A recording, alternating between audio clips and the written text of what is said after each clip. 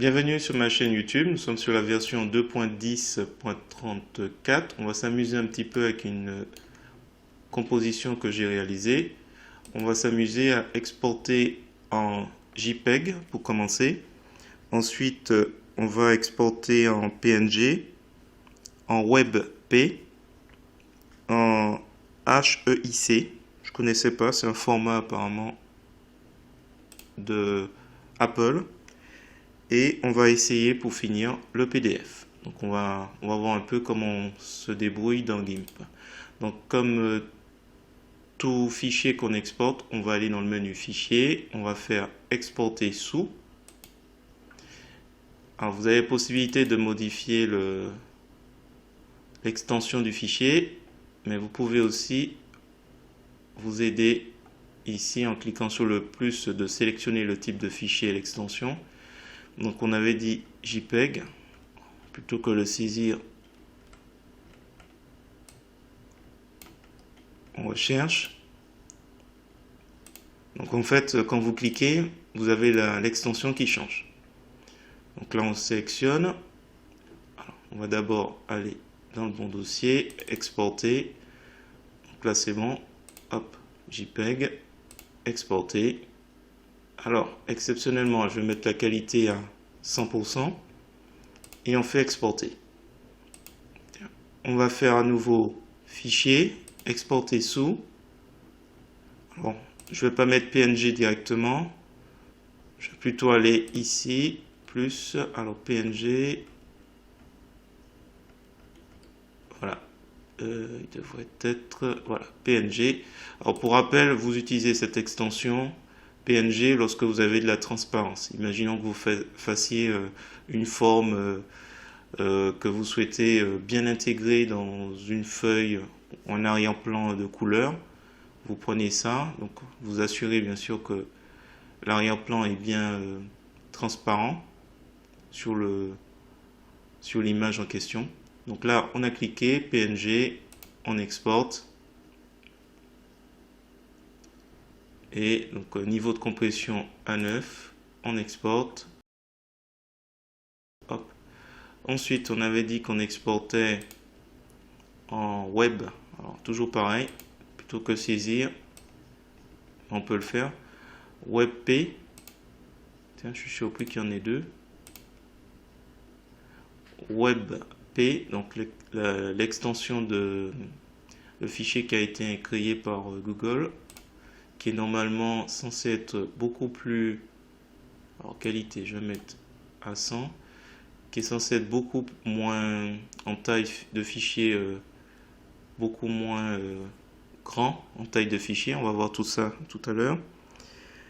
On va prendre toujours fichier exporté sous. Donc là c'était WebP. Donc là on voit déjà la différence. Il est quasiment 2 fois moins élevé en taille par rapport au JPEG, le WebP, et presque autant, même beaucoup plus que le PNG. Alors, on a dit qu'on allait essayer l'extension HEIC. Alors, je ne sais pas comment on prononce. Hop.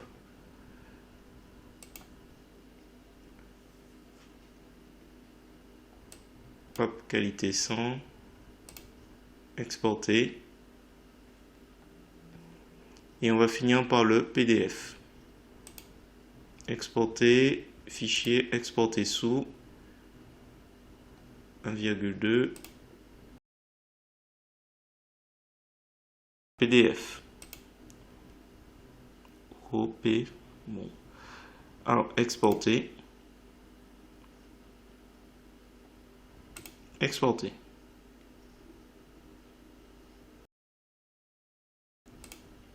Et donc voilà tous les fichiers. Alors on est à 17 000, enfin 17 MO pour le PDF. Donc le plus petit des fichiers ici c'est WebP.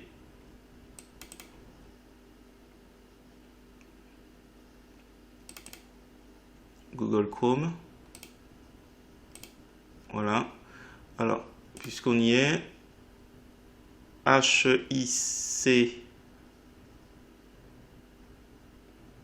Voici les extensions HIC.